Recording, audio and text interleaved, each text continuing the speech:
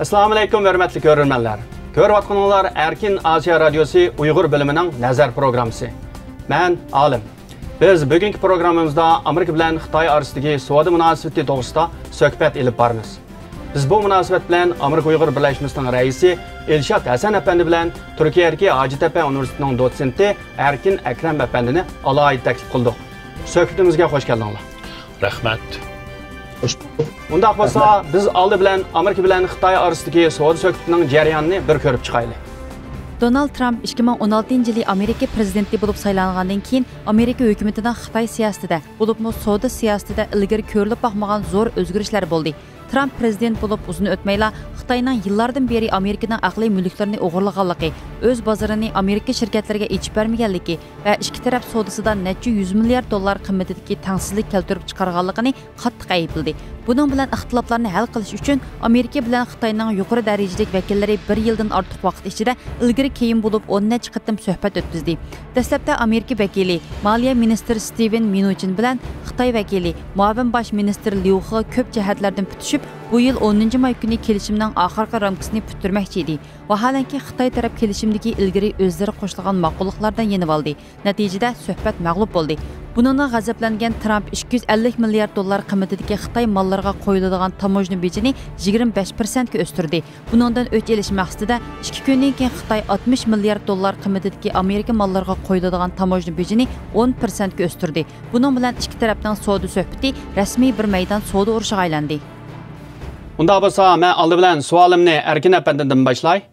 Erkin apandi, bu Amerika bilan Xitoy orasidagi ikki tarafning savdo jihatiga asosli ixtiloflari nima? Bu ikki davlat hamda nimani talashyapti hozir? Aslında 1985'ten itibaren iki devletin arasındaki savdo tamponsuzlukla başlayan. Bu iki tarafındaki savdo miktarı köpeygense arasındaki bu tamponsuzlukla, yani ticaretindeki san cetteki bu tamponsuzluklama başladı. Misal 2017'de deydiğen olsak, iki tarafındaki savdo umumi somu 635 milyar dolar etrafta.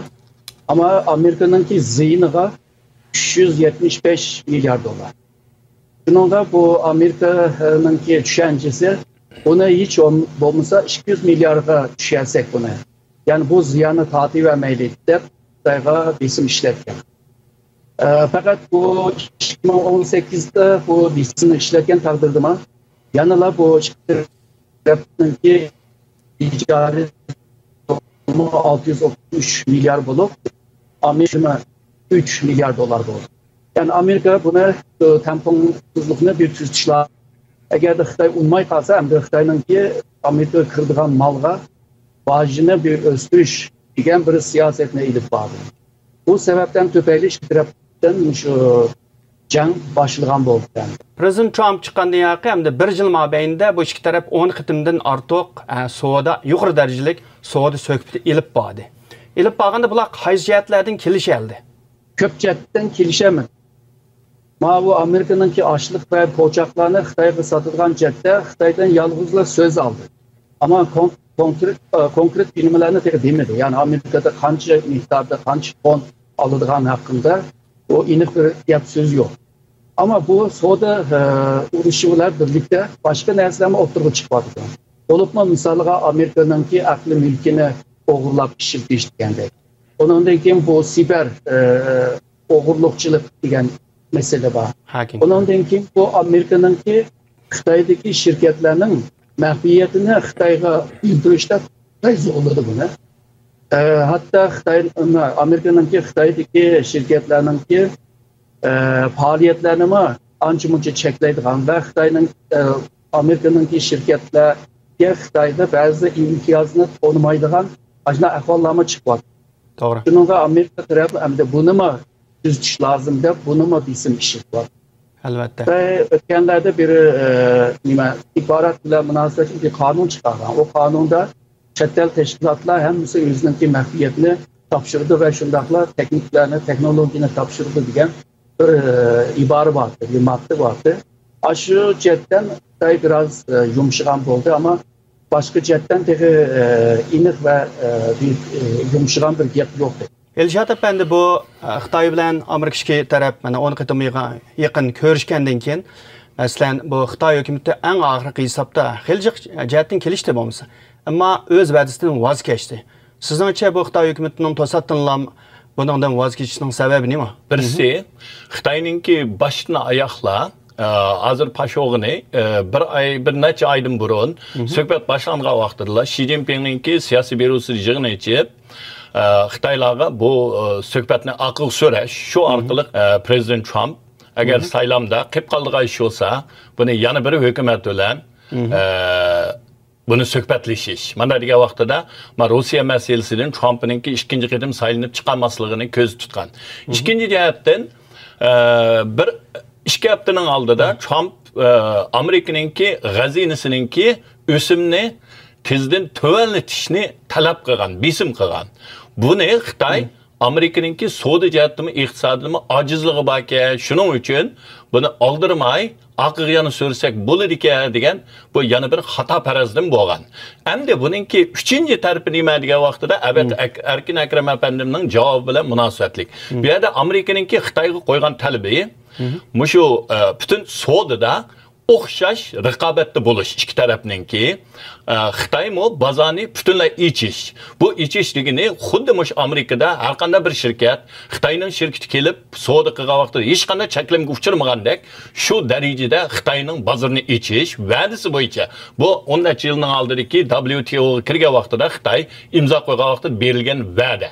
Mana degan vaqtda shuning uchun Amerikaninki buda qitimqi suhbatning oldida Xitoyga tizpagan Xitoyninki mushu xil barobarlik savdoga, ochiq savdoga qo'yilgan qonun tizimligini bergan, bu qonunlarni shu zaman hammani amaldan qoldirib e'lon qilsalar degan. Shuning buningga Xitoy chidamagan gap.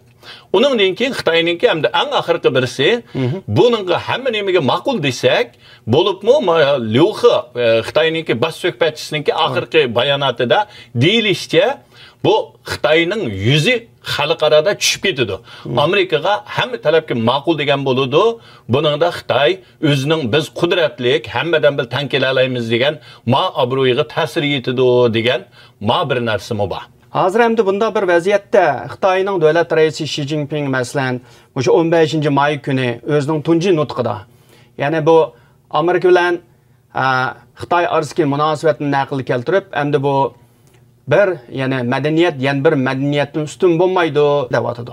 Sizningcha bu nima degani? Ya'ni bizning sistemimiz sizlarning sisteminglardan yaxshi deganimi yoki Xitoyning madaniyati Amerikaning madaniyati bilan barobar demakchimi? Aslında hazır şu xalqaro munosabatda deyilayotgan madaniyat hukm har davlatga, har madaniyat veya kültürü qarag'an joyda farklı olur. Xitoyning demakchi bo'lgani, ya'ni sening medeniyetin bo'lsin, qimmat o ijtimoiy va siyosiy qimmatlar bo'lsin, onu biz qabul qilmaymiz. O'z oldimizga bizning o'zimizningki bir medeniyetning bog'lig'ini chaqalayotdi. O'tganda men shu Xitoyningki shu islohotni ilib berishinde 40 yıllığı için bir yığındımı Xi Jinping ochiq dedi buni. Yani hiç kim bizga bir narsa o'rgatmasin, undaq ma'lumlarga ihtiyacımız yok. Biz o'zimizningki yo'li bor, o yo'lda mangimiz deyapti. Bu degani bular Xitoy hukumati yana bir Amerikadan halqagan sharoitda bir yangidan dunyo tartibini o'zimiz qurib chiqamiz demakchimi? O gap to'g'ri, uningki misolga 19 partiya kongressindami bu gapni ta'kidladi. Misolga 2020da nomrodlikni yo'qtimiz, 2035da eng kuchli davlat bilan teng bo'lamiz va 2050ga borgan chog'da jahongir davlat bo'lamiz deydi. Buni e'lon qilgandan keyin butun dunyo tushundi. Xitoy Amerikaning yerini ilishga kirishyapti. Ve bu planının ya da Cihangir devlet buluşunun planının asasını hazırda yeni İpek yolu stratejiye bile esasını kuruladı. Yani Xitoyning aslında bir nimesi var, bence ve iddiası var yani.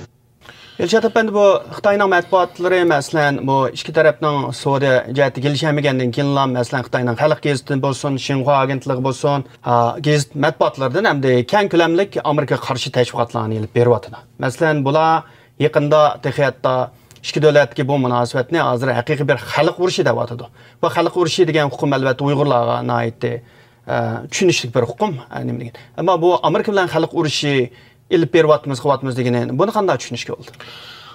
Bu bir bema'ni gap hamda xalqaro savdosida elib berilgan vaqtida.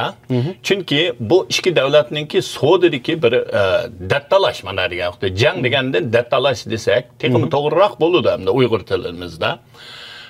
Bu yerda hamda Amerika hukumati Xitoyni sen barobarlik bilan Muşu va'dang bo'yicha WTO kirgan vaqtida bergan bo'yicha shu bo'yicha savdo bozoringni och deyotdi. Xitoy deydi, "Ya men uni qilsam bo'lmaydi. Men uni ziyon tortaman. Shuning uchun men yana koni xamanda, yana kon naqshamni aytman" deydi. Ham buningga Amerikaningki hozirgi bu qo'yilgan, masalan Xitoydan kirgan mallar qo'yilgan boj Xitoyni ajizlashtiryapti. Iqtisodiy jihatda aciz qo'yib qo'yyapti. Ularning ajallik yerlariga tegayapti. Masalan, burna kun Xitoyning uqtirgan, e'lon qilingan 600 million qo'yilgan Amerikaga mallarga qo'yilgan bojning tizimligini tunugun chiqaribdi. Bu tizimlikni qarasak, nimalar bor desa, go'sht, yemaklik, asosan yemaklik. Buning ichida Amerikadan Xitoyning kirgizayotgan yuqori fan texniklik hech qanday bir narsaga Xitoy boj qo'yolmagan. Nima uchun degan vaqtida qo'ysa o'zi yiqiladi. O'zining putiga o'zi palto urgan bo'ladi. Xitoy shuning uchun, ammo bu yemakliklarga qo'ygandan keyin Amerikadan kiradigan yemaklik hamma nima oziydi. Xitoyda yemaklikka birinchi puhraning ishonchisi yo'q. Zaharlanayotgan, bulg'angan har xil ishlar bor. Hattoki buvoqninki sut parishgunimi kapolat qilolmagan bir davlat. Shuning uchun xalqning ichida bu xil to'sashninki bilan bojni yuqori qo'yishi bilan andish nihoyatda yuqori. Garchi Xitoy uchurni to'sigan bilan bu xil Amerikaning mallariga yemakliklar qo'ygan bu to'salg'u bojlar Xitoyning puhralariga yetadi. Shuning uchun Xitoy puhralarini safarbar qilib, o'zlari bilan tang turish bu mana degan vaqtda bu jafoliq kun puhraga keladi. Shuning uchun shularni oldini olish uchun bu kona Xitoyningki milliy şovinizm yoki millatchilik shiorlarini qaytadan ko'tarib chiqib, o'zini aldash, xalqni aldash, uningdan boshqa hech qanday bir narsa yo'q.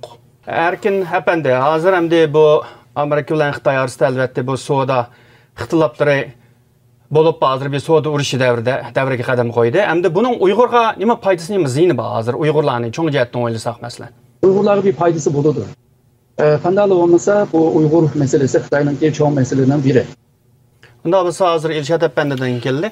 Hozir hamda New York Times vaqti gazetida deyilishicha, yana Amerika hukumatining Xitoy amaldorlarini, Chunchongo qatorliq 5-6 Xitoy amaldorlarini ularga magnitskiy jazo bermasligi sabab faqatla shu savdo söhbati buzilib ketmasin degan maqsadda uni qilmagan hamda. Hozir hamda Amerika bilan Xitoyning savdo masalasi hozir jangga aylanib, hozir kelishamdi. Sizningcha bu Amerika hukumati hamda Xitoy amaldorlariga, Chunchongo qatorliq bularga magnitskiy jazo berish mumkinchiligi yuqorimi hozir? Menimcha mumkinchiligi xeyri yuqori deb qarayman. Hamda burundan tatib bularmi shu savdo bir necha oydan buyon bir necha qitim deyildi. Shu Magnitsky Act orqali qonuni bo'yicha Xitoyning Chunchongo boshliq amaldorlarini jazolashni. Buni eng burun 2018-yili 4-oyda Amerika Tashqi ishlar ministrligining bir ayol xonim Beijingda degan. Uningdan keyin yaqinda yana bir qitim 4-oyda yana bir qitim deyildi. Mana degan vaqt 1 yildan keyin yana qayta ko'tarilib chiqdi. Ammo bu mazgilda shu savdoda kelishim tuzab qilish ehtimolini aytib cho'ng degan bu nim bilan ma'u ikkisi to'qinib qolmasin degan o'y bilan Amerikaningki buni balkim to'xtatib turgan bo'lishi mumkin. Ammo hozir mana degan vaqtida Amerikaning prezidenti nəhayət özü işindiğən bir adam. Onundan keyin qararını kəskin çıxırdığan bir adam. Şunun üçün mən işinimə bu adam hazırki bu vəziyyətdə, məsələn, Xitayının tünögününüzü beriyatqan xəbərləri həmmisi bu adamdan qulluğum yetidi. Biz iştimdən qorxmayımız, uruşmadız, biz təyya, söhbət desə bizmi təyya, axırgıcı ilişə alayımız, bu degan gapları. Bu nemalardan Prezident Trump efendim belkim ems köreyliğini sen yaman mı ben yaman mı dese bu cezanı beriş ihtimali bağan sürü çok. Bu birisi prezidentninki gazbi bilen buludu. Yani birisi hem de hazır halkaradan boğan bisim Amerika hükümetiga nait çok kişilik hukuk meselesi de Amerika'nınki bir rehberlik rolünü oynayışını bolatkan talep nait yukarı. Bunda bir şarayette bunu yana akıl sürüyverse bu hükümetninki özünün abroyuğum yakşamaz. Bolup mu kişilik hukuk bu degen Amerika'nınki kuruluştaki kıymet karışı. Şunun için bununla tasir yetidi hem prezidentninki yana bir qitimliq sayılımıda bu çoğum bu Uygur meselesi kötürülüp çıkıdığan bir mesele. Onundan cevap vermek hiç kim kaçanmaydı. Şunun için bu cezalaşını bahse özüge manda degen vaxtıda şu kişilik hukuktumu bir çoğun numara ağam buludu. Erkin efendi, Amerika bilen Xitay bu kelişimge kol koygan bolsa Uygurning ishi qanday bo'ladi? Amerika yoki G'arb siyosatida. Son bir özgürlük olmaydı da oylayman. Çünkü bu iki devletin arasındaki ticari uruş yalnızca ticarette desek olmaydı. Bunun yine de başka uruşlama var. Mesela Amerika hazır dünyanın ki hegemonya güçtü. Ondan sonra Xitay yükselen güç tarihe karaydıran bolsa köpüncü zamanda yeni yükselen güç şu mevcut olan hegemonya güçlü meydan okudu. Köpüncü zamanlarda o kanla, canla tülgen. Bunun denki misali var. Kiliş bakan takdirde bir komisyon kuruş. Yani bu kilişimler milli cetten kandan minvatıda bu kilişimi takip edilen bir komisyon kuruş lazım değil. Bu uç kuruş lazım değil. Bunu Xitay kılamaydı bunu. Yani demek ki bu onun Amerika ile Xitay'ın ki bu gideli yalnızla bir ticaretten tüfeylemez.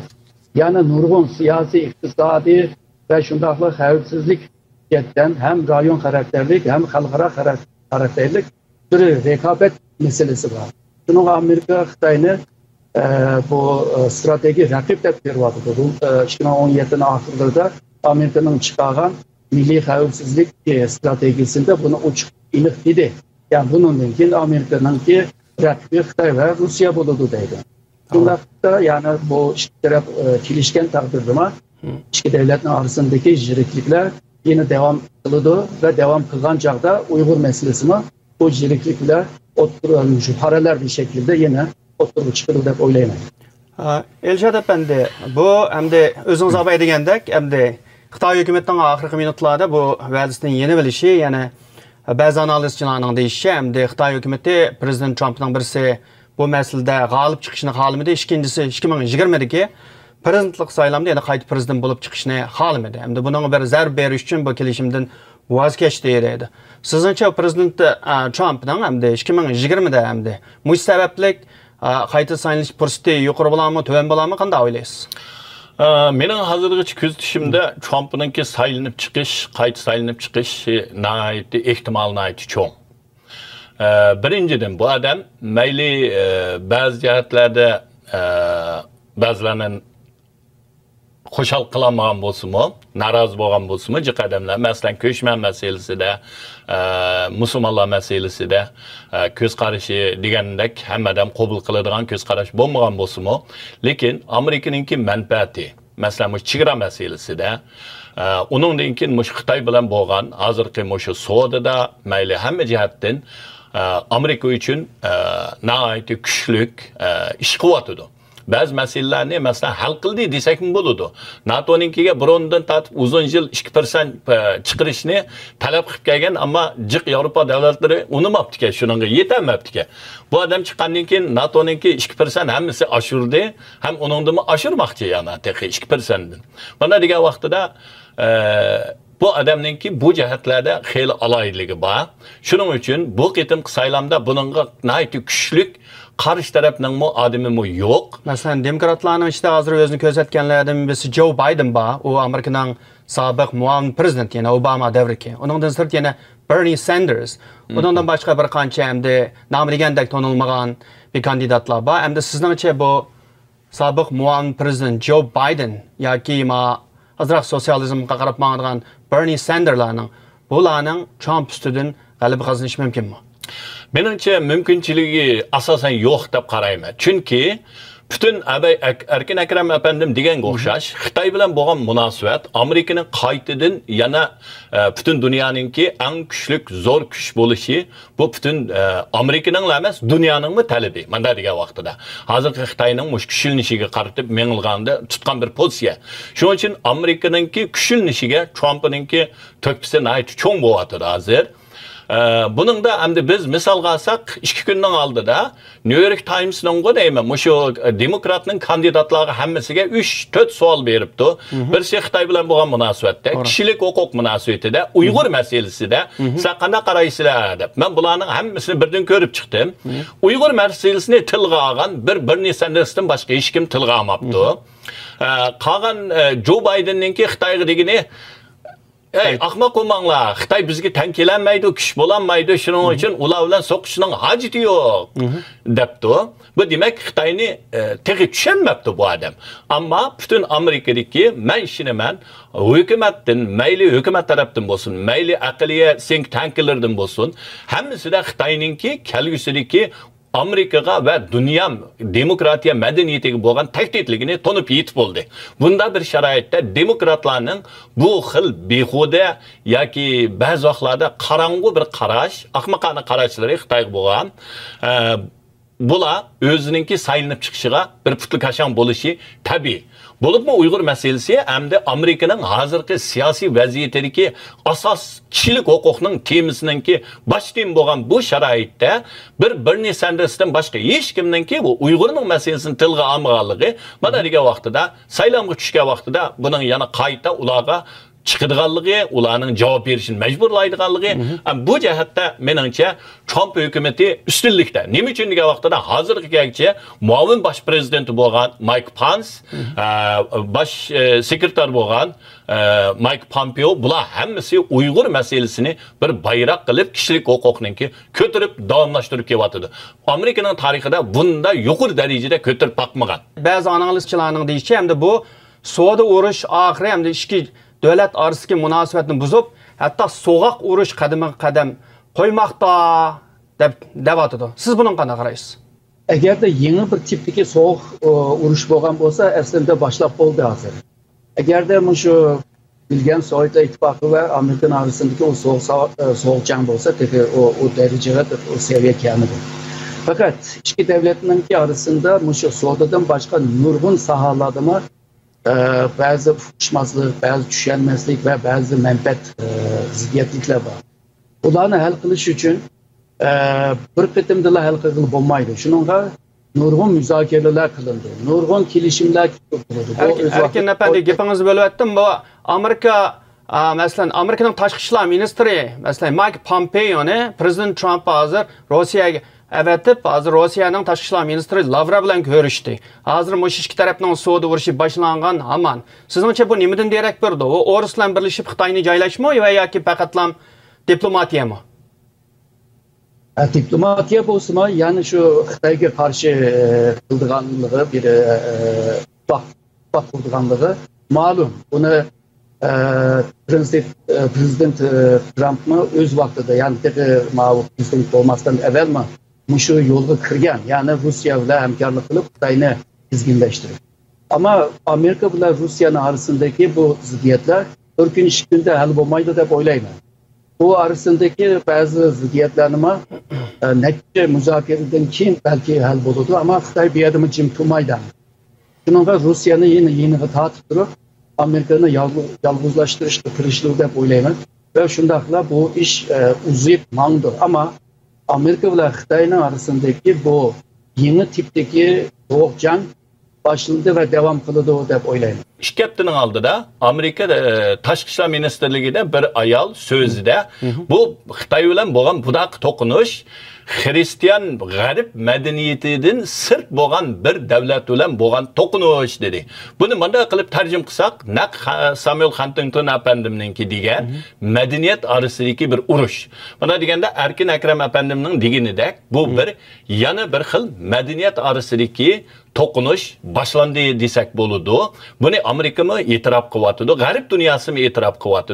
Hatto Xitoy mu bugungi Xi Jinpingning so'zini yana buning selish bo'lsak, ular mu bizning madaniyatimiz seninkiga o'xshamaydi. Ya men senga rahbarlik qilaman, ya bo'lmasa sen qilsa degan shu yerga akeldi mana degan vaqtida. Shuning uchun buni bir rasmiy yusundagi so'g'oq urush boshlandimi desak, endi u kommunizm ideologiyasi emas, mening shaxsan ko'z qarashimda insoniyatningki eng ilg'or bo'lgan bir madaniyati bilan Xitoyning tarixdan qolib qolgan bir madaniyatiningki orasidagi to'qinish. Rahmat sizga İlşad Hasan apandi, ham rahmat sizga Erkin Akram apandi. Bugungi suhbatimizga alohida qatnashib berganingizga Sizga rahmat. Rahmat aytaman. Arzimaydi. Hörmətli görürmənlər, biz bugün Amerika-Xitay savdo urushi to'g'risida suhbat ilib bordik. Bu programmamizga diqqat berganingizga ko'p rahmat. Kelasi qitim ko'rishguncha xushvaqt bo'linglar.